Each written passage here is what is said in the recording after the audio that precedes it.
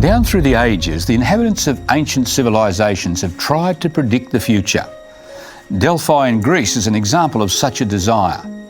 You know, famous people like Alexander the Great and the Roman Emperor Nero consulted the oracle of Delphi so they could know the future.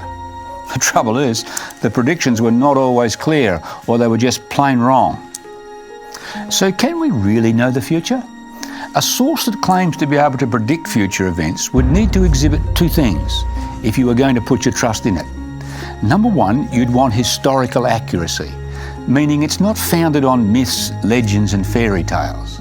And secondly, you need a proven track record of fulfilled predictions. Now, some people say that this book, the Bible, is a trustworthy source. But is it? Let's go to ancient Egypt to see the evidence, first of all, for its historical accuracy.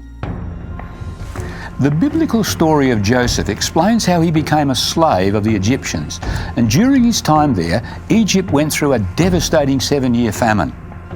Now, recent ice cores found in Mount Kilimanjaro in Tanzania, which is the mountain which supplies the Nile with its waters, have revealed that a drought did take place around 3,600 years ago, around the time the Bible sets Joseph's story. So here you see we have modern science validating the account of Joseph written in ancient manuscripts thousands of years ago.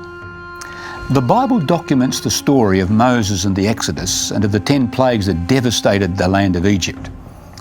The Leiden National Museum of Antiquities in Holland houses the Ipuwer Papyrus, which was written in the 13th century BC. That's about 100 to 200 years after the Exodus.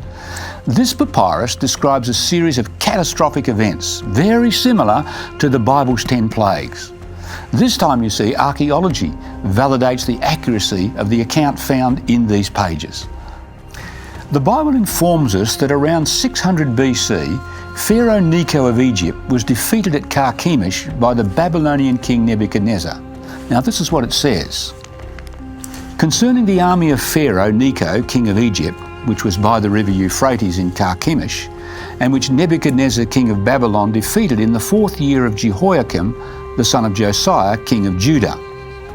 Now, the Babylonian Chronicle in the British Museum agrees with the biblical record of the defeat of Necho at Carchemish by Nebuchadnezzar.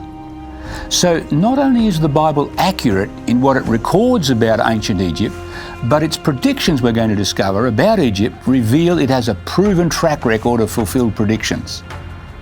One of the Bible's predictions was about Memphis. Now, Memphis, or Noph as it was called in ancient times, was the capital of Egypt for some 500 years.